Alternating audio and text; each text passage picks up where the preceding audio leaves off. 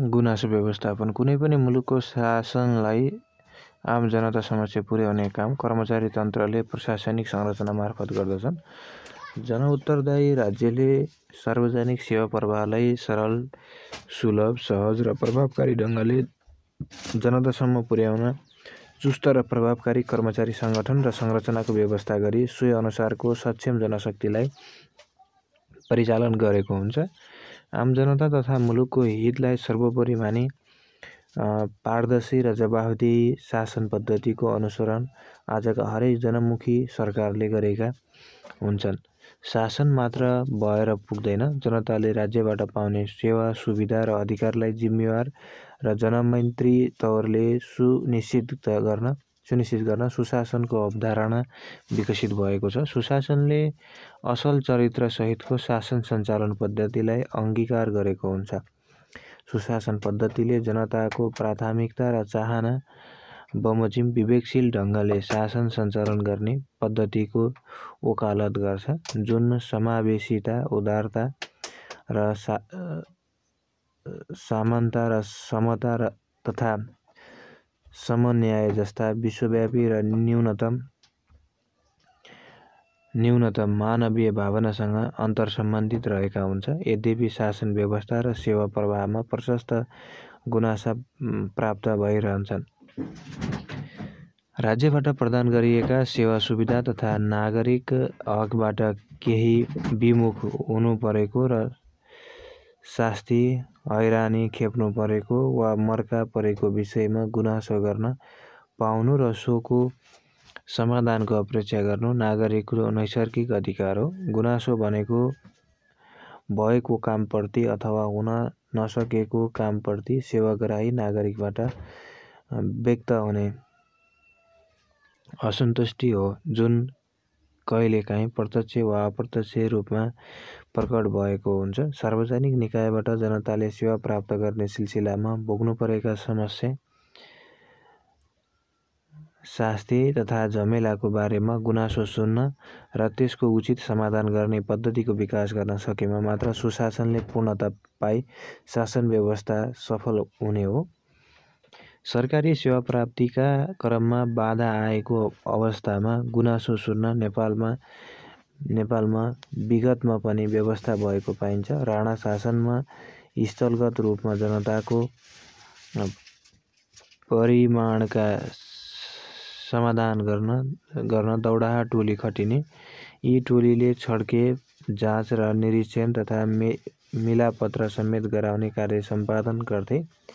विक्रम सम्वत 2007 सालदेखि 2017 सालसम्मको प्रजातन्त्र कालमा जिल्लामा बडा हाकिम र काठमाडौँ मजिस्ट्रेट गुनासो सुन्ने तथा भ्रष्टाचार मुद्दा हेर्नका लागि विशेष पुलिस विभागको गठन भएको थियो। पञ्चायतकालमा राजा महेन्द्रले आफ्ना विश्वासपात्रलाई विशेष दौडाहा टोली बनाएर खटाएका थिए। यस्तो दौडाहा टोलीको प्रशासन र न्याय सम्पादन गर्ने कार्य कम खर्चिलो बनाउन जनतासँग राय लिई सोही राज्यको शासनका आधारमा 14 अञ्चलमा विभाजन गरी जिल्लाधीश नियुक्ति गरेको थियो भने स्थानीय शासन ऐन 2022 मा अञ्चल न्यायाधीश र प्रमुख जिल्ला अधिकारीलाई गुनासो सुन्ने अधिकारीको रूपमा तोकिएको थियो। नेपालको सन्दर्भमा हाल सुशासन सम्वर्धनका लागि निजामती सेवासँग बढी सम्बन्धित गर्न खोजिएको छ। यद्यपि निजामती बाहेक सार्वजनिक सेवाका अन्य अङ्ग जस्तै सार्वजनिक संस्थान, सेना, प्रहरी लगायतका संस्थानमा समेत सुशासनका आयामले प्रभावित पारेको हुन्छ। विक्रम सम्वत 2046 को राजनैतिक परिवर्तनपछि शासन व्यवस्थामा जनताको अधिकार र पहुँचका साथै अपेक्षा पनि बढे, जसलाई सम्बोधन गर्न तथा परिवर्तित शासन व्यवस्थाप्रति जनताको विश्वास कायम गर्न पनि राज्यबाट प्रदान गरिने सेवा प्रवाहलाई गुनासो रहित बनाउने तथा प्राप्त भएका गुनासोको उचित सम्बोधनको व्यवस्था हुनु जरुरी थियो।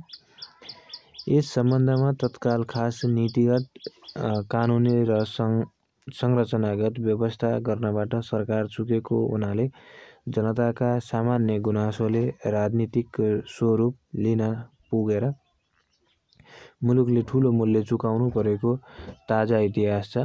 प्रजातन्त्रको पुनर्बहालीपछि सरकारबाट उपलब्ध गराइने सेवा र सुविधालाई प्रभावकारी तुल्याउने निर्देशिका 2056 जारी गरिएको र त्यस निर्देशिकाले नागरिक बडापत्रको अवधारणालाई अगाडि सारेको पाइन्छ, जस अनुसार नागरिक बडापत्र सार्वजनिक कार्यालयले सबैले देख्ने ठाउँमा राख्नुपर्ने र उपलब्ध गराउने सेवा सुविधा प्रक्रिया लाग्ने दस्तुर तथा गुनासो सुन्ने पदाधिकारी र सरकारी सेवा नपाउँदा उपचार विधिबारे जानकारी दिनुपर्ने व्यवस्था गरियो। विक्रमसम्म 2058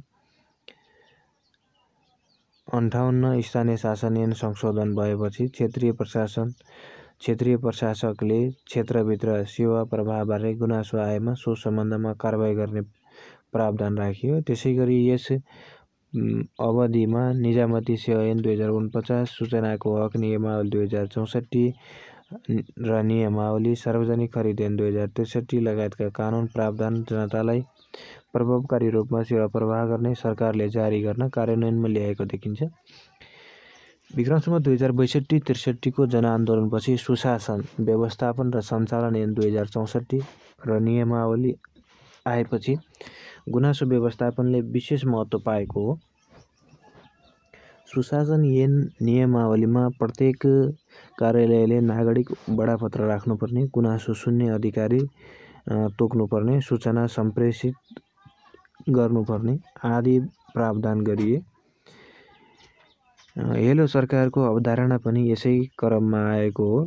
तत्पश्चात सुशासन, व्यवस्थापन र सञ्चार ऐन 2064 को प्रस्तावनामा मुलुकको सार्वजनिक प्रशासनलाई जनमुखी, जवाफदेही, पारदर्शी, समावेशी र जनसहभागितामूलक बनाई त्यसको प्रतिफल सर्वसाधारणलाई उपलब्ध गराउन, कानुनको शासन, भ्रष्टाचारयुक्त चुस्त शासन, विकेन्द्रीकरण, आर्थिक अनुशासन तथा सार्वजनिक कार्य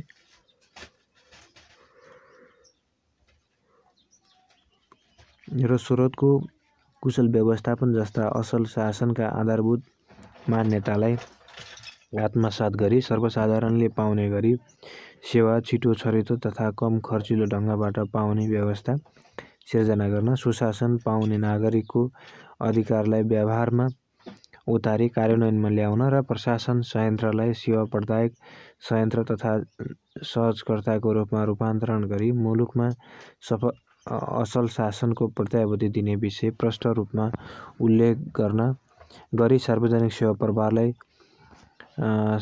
सेवा प्रवाहमा सुशासन पद्धतिको अनुसरण गरेको पाइन्छ।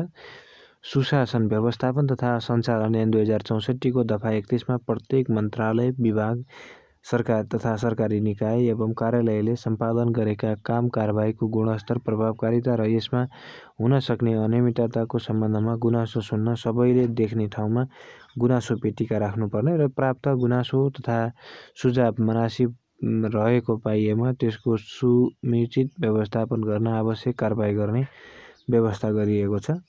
त्यसैगरी सुशासन, व्यवस्थापन तथा सञ्चालन नियमावली 2065 को नियम 20 मा सेवाग्राहीको गुनासो व्यवस्थापन लागि प्रत्येक मन्त्रालय, विभाग र सरकारी निकाय वा कार्यालयमा गुनासो सुन्ने जिम्मेवार अधिकारी, नोडल अधिकृत तोक्ने व्यवस्था गरिएको छ।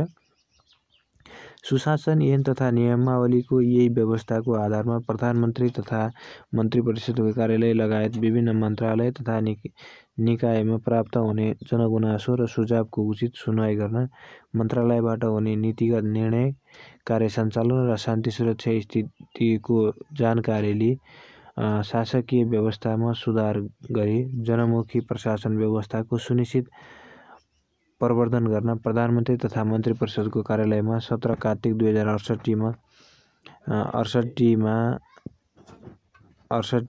मा यस कार्यक्रमको विधिवत सुरुवात गरिएको हो। हस्त, धन्यवाद।